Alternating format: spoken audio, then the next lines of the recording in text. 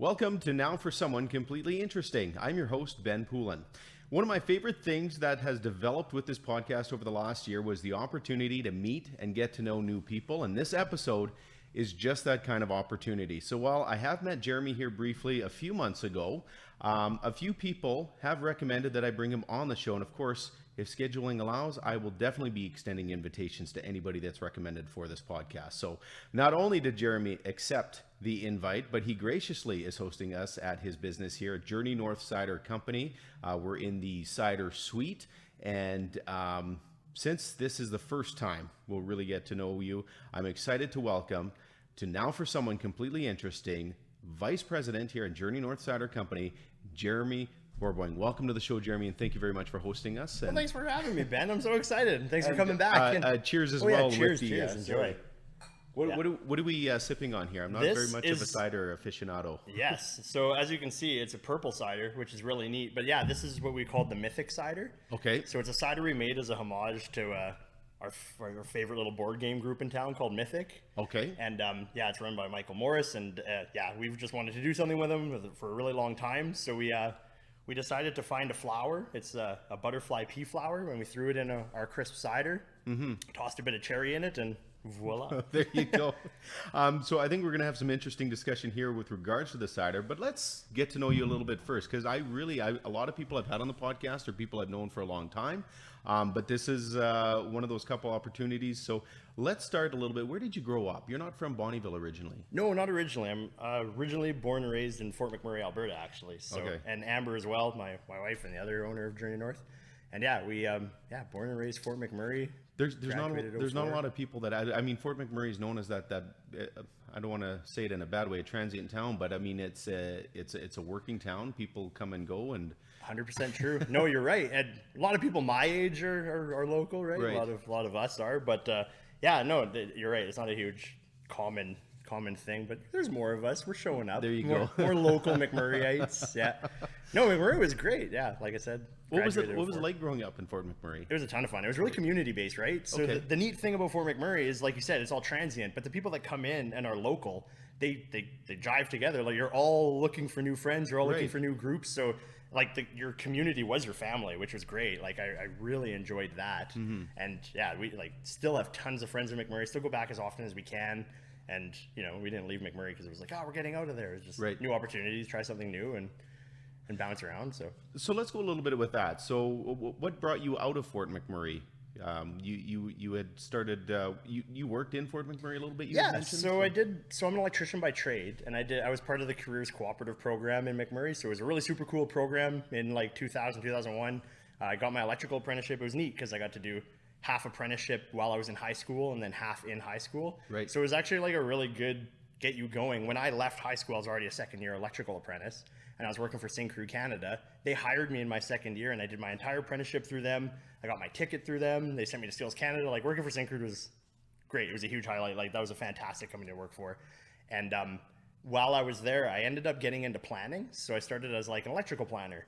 And, doing electrical planning for a while. I thought that was kind of neat. And then they kicked me up north to Aurora, which is their farther site. Right. And there I got to do all trade planning. So I was 23 and I was planning all trades, and it was kind of a new fun thing for them. And it was fun for me because it was seeing new things. But doing that, I started doing what they called events. So I was their event planner. So if something broke and it was too small for turnaround, but too big for just regular day-to-day maintenance, that was my job. Okay. So that was a lot of fun. And then I went into turnarounds and got really absorbed into that world. And then, after going through all that and getting all this experience and getting into scheduling and project controls and doing that, Amber was also working in that area, and she was actually filling in as a scheduler, and she was working in scheduler groups, and she really wanted to go back to school, and it was wasn't feasible to do in Fort McMurray. It was really expensive. Our first home, our starter home, was $625,000, and that was from my parents.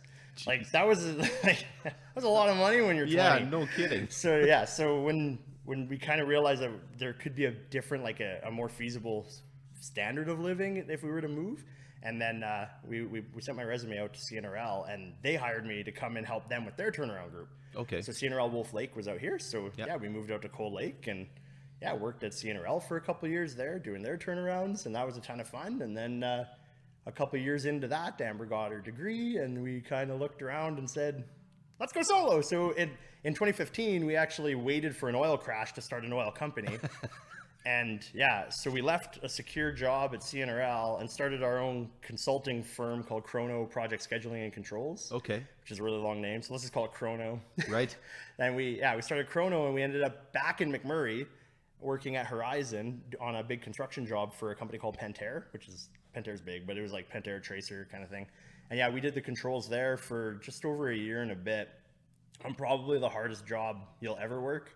So it's like, it was kind of a good defining moment. It was just everyone that was on that job, we're still united in trauma. Right. But it was like, but we learned a lot. Like everyone, actually, a couple of the people from that group actually came and worked for Chrono afterwards, like when we left. And yeah, but that was kind of neat. But then once that was done, I actually ended up back with CNRL. And now Amber and myself and a guy named Addy who worked with us there, he's still with us, and a few others. And now we've expanded out and we do all CNRL thermal turnarounds. And we do Strathcona turnarounds. We do Serafina in Saskatchewan. And then we help all like mechanical vendors in this area, like LSE and those guys, and we help them out when they need it. And it's fun. We're busy. You seem to have a knack for starting a business and a company in maybe not the most opportunative economic times. Way to bring that up, Ben. No, you're right. So let's get in. So you still have your independent company that? Oh, absolutely. Okay, yes. So but that's up and running now, and we have started to see the oil patch rebound a little bit. But Journey North here, how long have you guys been open? Journey North officially opened its doors for customers October 15th, 2020. And we broke ground, like the first golden shovel on our Instagram broke ground on September 11th, 2019. Wow. When COVID wasn't a thing. It was just sunny days ahead in 2019. How did you... So October of 2020, we're knee deep months into the pandemic and not really sure where we're going with this, and you're pushing through to open this facility. Yep. What's going on in your mind as to is this something that we should do now, or do we sit on it for a little bit, or there's literally no choice? I guess, right? The money is in the bank. The mortgage is getting ready to get pulled. You don't have a choice. We are opening into this fire, whether we're ready or not. What's going on in your mind? Because it's not Panic. so much. Yeah, it's not so much that people wouldn't support it. Yeah. It's that literally regulations would restrict people from supporting it in some way or another. So it's it was interesting, right? So when we first opened, we opened in October of 2020. So when that happened, what were our restrictions? The only restrictions at that time was the 6-foot spacing. Okay. So AHS was great to us. Like our AHS inspector here was fantastic, and he always, to this day, like I used to call him even during the pandemic and be like, how's your heart rate today? You know? But he was good. He would come out and he would explain to us, like, this is what you need to do to be safe. This is what we're expecting of you. Follow these rules. You're fine. And so I was like, okay, cool. That's what we'll do. So we only had the 6-foot spacing rule. Right. So when we opened, it was insane. Actually, the first day we opened was the 15th. And it was a Thursday. And I still remember. So my friends came, Garnet and Shane and those guys, they all came out to support us on our opening day, and thank God they did, because they were basically the only people that showed up. Wow. It was dead, and I was heartbroken. I was sad drinking cider with them, like, what have I done? Like, this is the biggest mistake we could have done. Like, where did all this money go? And like, no one cares. But then the next day, everybody showed, and I mean everyone showed. We were flipping tables at least 6 times a day. Wow. It was insane. Like you couldn't even move. Like we were running out of food. We were running out of and we had everyone here. We had all the owners, all the managers, all the staff we had hired. Like everyone was here, and it was insanity. And then it was like, we did do the right thing. And the worst part was I talked to everyone that night, and they were like, how was your opening day? I was like, well, it sucked. Nobody came out. They were like, well, we were worried it was going to be busy. Oh, Jesus. So if anyone's opening, just go, because everyone has the same idea as you. Just go. And I maybe I got a little ahead of myself in that, but let's go back a little bit further. This I know nothing about. I'm more of a beer guy myself. This cider, by the way, is delicious that you're serving up. Oh, thank you. But so I've read books. I just have a bit of a more of a fascination with the brewing side of things. But cider, I don't know a lot about. How do you get into something like this? Well, So how far back do you want to go? Do you mean like cider making? Like, Well, I mean for yourself, like what directed you? You obviously, like the way this is set up and the way you talk about it and promote it, this is not just a business or a hobby. This seems like a bit of a passion to you. it was a dream. That's Okay. why Chrono exists. Okay. So I won't bore the audience. No, with a no, long no. story. But when Amber and I were 21, we went on a trip to Napa Valley for my parents. It was my dad's 50th birthday. Right. And we went to the Napa Valley and we went on a big wine tour. And I still remember we were at this winery called Domaine Carneros. And we're sitting on the patio, and it's a villa, right? It's a big, beautiful mansion, and they got this big patio, and you're overlooking the wineries, and it's just, everything about it is insane. And this guy comes, and he's got this funny straw hat, and he's pouring us the champagne, well, it's not champagne, it's sparkling wine, sorry. So he pours us all the sparkling wine, it's all paired with nice foods, and I asked him, I'm like, what's it like doing this? He said, if you're working with sparkling wine or wine, there's no such thing as a bad day. Right. And I instantly was like, that's what I want to do. I want to have a winery. That's what I want to do all day. I just want to play with wine all day. So it was actually wine was always the dream. Since I was 20, essentially, Amber and I, our goal was to open at some point a winery. And that was partly why we wanted Amber to go back to school, was to get her business degree so we could start her consulting, because realistically we didn't see it was ever going to be feasible opening a winery if we were just going to be, just working employment. We'd have had great careers, but we would never have been able to set ourselves up to go this direction. So that was actually why Chrono exists, why we went to CNRL, why we left, everything was just to accumulate to one day doing that. And then in 2018, we bought, it was kind of a little poopy that BC didn't want any of our pipelines, and why would I go to BC when Alberta can do something? So we've been cider drinkers since we were 18 in Banff and discovered Strongbow. Right. So it was like, hey, maybe we can grow an orchard. So we researched that, bought a bunch of books, and then early in the new year of 19, our friends showed up, and they'd sold their safety companies, so they were coming to tell us all about their sale. And like, oh, that's really cool. And I asked, like, you guys are entrepreneurs, like, you don't just stop, like, what are you gonna do, like, now what? And they said, well, I'm thinking of making a brewery. There's literally a book right beside me that said how to start a cidery, and I was like, how about we meet in the middle between wine and beer? And then that was kind of like how this exact project came, because we were going to start something, but then that just accelerated it. Was with that partnership, and then we ended up here. So tell us a little bit about the way they set up. Like there's a lot of dynamics, and you had mentioned, we were talking a little bit before we started this, but there's a restaurant, there's a cidery, there's distribution. What am I missing here? The orchard. The orchard. Thank you. So you guys have your own orchard here. We do, yeah. So the orchard was actually like the first step when we bought this property. Is we were looking for a location, and we saw this thing was right off of Highway 28. Like, it's kind of central, right? So Bonnyville, if you look at it, Bonnyville to Cold Lake, Bonnyville to Lloyd, Bonnyville to St. Paul, Bonnyville to LaBiche.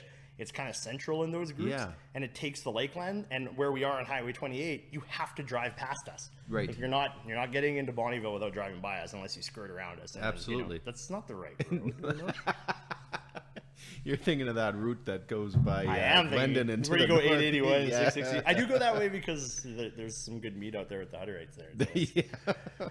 But yeah, so that's why we ended up here. But then when we bought this land, we the whole plan was we wanted to be, orchard based. We wanted to be kind of like estate style cider, right? So we bought this land, and the first thing we ever got to do was plant trees. So we planted in 2019, again, before, all the fun. We planted just 400 trees and bushes, but we got everything out there. We have apples, pears, plums, cherries, haskcaps, currants. We have this thing called the Viking chokeberry, which I'm so excited about. We're going to make a Viking cider with it one day. Hopefully this summer, actually. And then, like any other berry you can imagine, it's there. I'm missing a whole bunch. And then in 2020, when we couldn't really do anything, we were allowed to play outside, so we planted a bigger orchard. So we've got 5 acres total planted and about 2,300 trees total. About 1,200 are fruit bearing. So yeah, and just all sorts of varieties. We have little dwarves. It's neat. So I'm at that part I didn't know, because you see it on the highway, you can't really see back and behind. It's a little.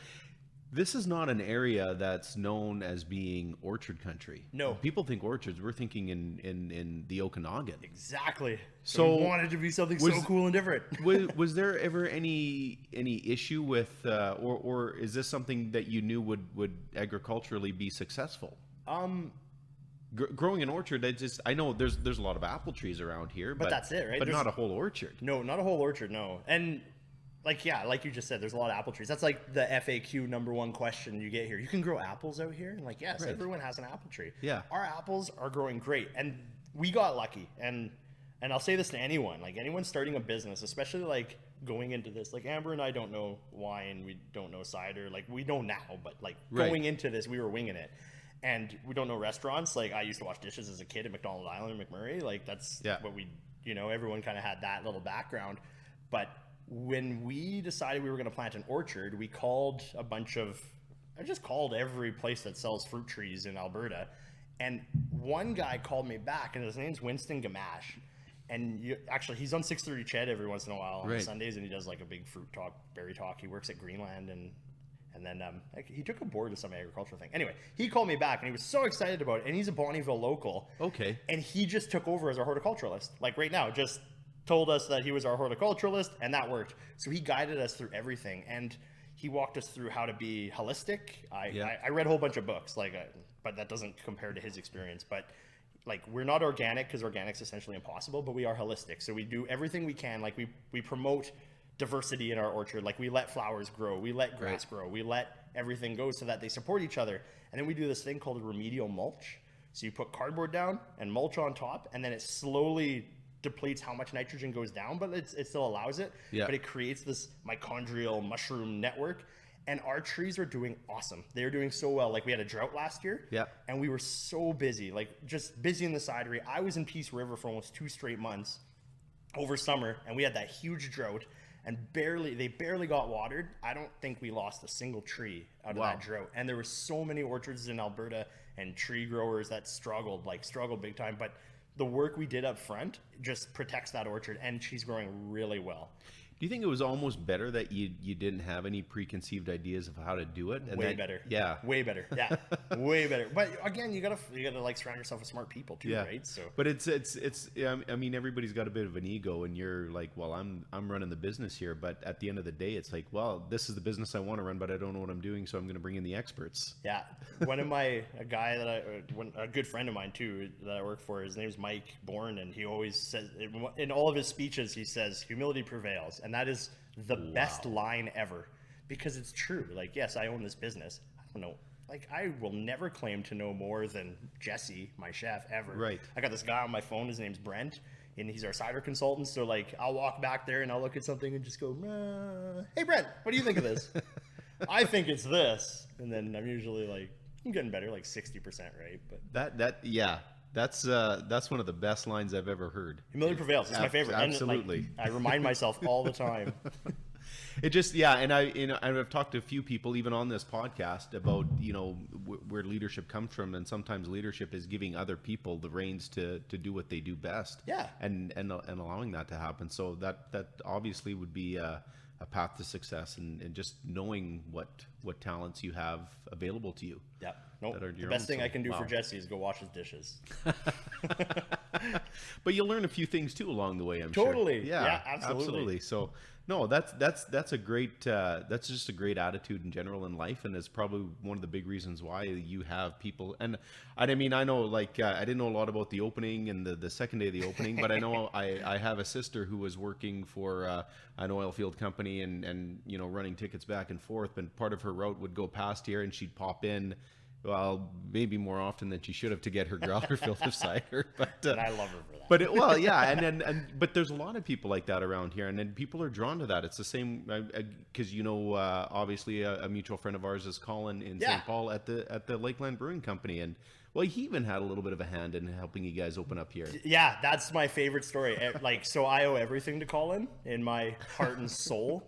So when we were we were just getting ready to open, and it was one of those things, right? Like, I don't know what I don't know. And we were by ourselves. Our partners at the time, they were gone because of a kidney transplant, and they were away. Like, they were out of commission. So it was just us. And, you know, we had Brent, and we were trying to open this building. We were trying to finish construction, and we were trying to do all these things. And, you know, Brent, my cider consultant, would send all the information over. This is what you order. Okay, so you order everything. And it's kegging day. We got a keg because we got to have product, because if you don't have it in a keg, you can't sell in the tap room. And we're trying to get it all done. And I go to hook up everything, and I'm staring at the keg, and I'm staring at the machine, I'm staring at the tank, and I'm like, how does these things go together? And then I send Brent a picture. I'm like, this is everything I have. What am I missing? And he's like, this is what you're missing. And I call the company, and they're like, oh, that's back ordered. What do you mean that's back ordered? Like, I am opening this thing soon. Like, you can't be back ordered. I need it. So I just went into panic, and the first thing I did, I picked up my phone, and I'm like, all right, who's near here? So Dusty at Coley Brewing and Distilling, he was away, so I couldn't get a hold of him, because he definitely would have come to my aid, and I know him, like, we're friends. Yeah. But I didn't really know Colin. Like, Colin came for a tour early, but I was like, maybe this guy will help. So I called Colin, and he's like, oh yeah, come on down, I'll have it all set aside for you. So I go down, and yeah, he's got all the gear, he's got it all in a nice little baggie for me, give me a beer, you know, it shows me his stuff. And I was like, oh, thanks, man. Like, there was a lot of, like, high pressure, high stress, like, you can't imagine, like, some of the moments, like, I look back, I'm like, how did I not have a heart attack? But then someone always came to save the day, right? And Colin was the first big clutch save. Right. But he was local. Like, there's no alternative to what I needed unless it came from a brewer. Right. And no one sells it in Alberta. Like, there's no way, like, I couldn't drive to Edmonton. Like, I did that the other day. We ran out of these crown caps for a different size bottle. And yeah, there was one place in Edmonton, so you rip to Edmonton, you come back, and you start bottling, right? But yeah, there was no options. So, but Colin, yeah, no, here you go. So, oh yeah, so I push Colin all the time. I keep begging him to put his stuff in kegs, or even in my keg, so I can put it on tap. But he's stubborn. So. I think he does have kegs available, but it's just like you combine pop kegs. They're like the old school things. It drives me nuts with those. So anyway, so I have him in my cooler, and I keep it stocked with Colin. Nice. But yeah, no, he's still my hero. Like, if I didn't get that, I was not opening October 15th, and I staked everything on October 15th. I told everyone, I was so stubborn about it. Mm-hmm. Everyone was like, nope, October 15th, that's the day. Doesn't matter. Even if I was just selling one thing of cider, it was happening. Incredible. Speaking of Colin too, another little side note. I know, like, with your product and stuff, they all have great creative names and stuff. What did you say this one was called? This one's the Mythic. The Mythic. Okay, yeah. Tell me a little. There's always great stories behind these things. Tell me a little bit about why you decided to call it that. It's the homage to being a big geek and being a big nerd. Because all of us that get to here, we're board game fanatics. We play World of Warcraft. This is the kind of stuff we are, like, big RPG people. Mm-hmm. And then Mythic Board Games, the Mythic Games company in town, they have this great board game facility, and they do escape rooms and video games, and it's just like, they're the people that we are, right? But we make alcohol, and they do what we play. So we wanted to just, like, combine and do, like, a homage. It was like, you can't do collabs as easily as I thought they were. I thought it would, like, me and Colin could do a collab like nothing. Right. But, like, me and a local business is a bit trickier. Right. So we're like, you know what? It's a homage. It's a homage to being a geek. It's a homage to playing video games with your buddies. It's a homage to playing Risk and hiding out in Australia. Like, that's what it's for, right? And that's why. But I'm looking around the cider suite too. Like, this would make a great games room too, wouldn't it? Oh yeah, it will. There you go. So there might be a collaboration in the future. Totally. Well, those TVs, if you notice, there's a Switch under one and a PS4 under the other. So there you go. A lot of Mario Kart happens in this room. Incredible. Well, Jeremy, thank you so much for being a part of this podcast. I've learned a lot, especially when it comes to the agricultural side of the cidery and stuff like that. I do have one more question, and I know you've listened to a couple of the podcasts, but I don't know if you've listened to enough to know that I started doing this quite a few episodes in. But my last question to you is, I have you here on this podcast as someone who is completely interesting. I think so. A lot of other people think so and recommended you. But as someone who is now officially someone completely interesting, who would you recommend for this podcast? Michael Morris from Mythic. Absolutely. There you go. Yeah, go talk to him. Oh yeah, no, you'll love him. I love it how it's an off-the-cuff question. Some people have it like that, and some people have to think about it. As soon as you were rolling it, I'm like, that's where I would send you. There's so many names that run through people's heads. So again, Jeremy Bourboing, thank you so much. Did I say that right? Boing. Boing, boing. It's a weird one. He's your vice president here at Journey North Cider Company. We're just off Highway 28, just outside of Bonnyville, Alberta. I strongly recommend it. It's a great family environment. It's not just alcohol cider. The kitchen is fantastic. Oh, there's my little side note, by the way. When we first met, we had been doing some cross-country skiing at the Muriel Lake Trails, decided for an après ski thing here. We come in, I think we ordered a couple of different of the poutines you guys have here, and just relaxing. And it's not that we were waiting that long, but there was a bit of a delay, and the waitress came out and said there was an issue with the kitchen facility, and she apologized. And I thought, okay, well, that's nice. We're not in any hurry. So I was cooking. Were you? I'll just take the phone. You know what? There was something with the gas line. You guys had a guy, like an ATCO gas guy come in or something like that. Oh, right. That was the worst. Oh, yeah. Oh, yeah. That was a bad day. Yeah. I think all in all being said, we might have waited maybe 15 minutes longer than we had to, but you did the most incredible things, and you covered our food bill on that one. And I think you even bought us a couple of extra drinks. It's whatever it takes, man. Well, I mean, talk about above and beyond. Like some people, the apology was more than enough, but then maybe a discount on the bill. But no, you covered pretty much our whole tab. So this is the kind of person, and this is the kind of place. The staff, phenomenal. So once again, I strongly recommend, if you see their product on store shelves locally, it's a great local business. Find out a bit more, because you guys do tours here and everything. Yeah, all the time. Yeah, we do cider tours all the time. Orchard this summer. Can't recommend it enough. That's Journey North Cider. You can find out more on their Facebook page. Just look up Journey North Cider. You're also on Instagram. Anything I'm missing? I think you nailed it. Awesome. Okay. I don't know what else to plug, but I think we're good. Thanks so much. Again, this is Jeremy Bourboing at Journey North Cider Company. If you enjoyed the episode, please make sure you give us a like and subscribe. You can find us on social media by searching Poolin Radio, and then find all our episodes on your favorite podcast provider by searching Poolin Radio, or Now for Someone Completely Interesting. Once again, here at Journey North Cider Company, Jeremy Bourboing, thank you so much. Cheers, buddy. Thanks.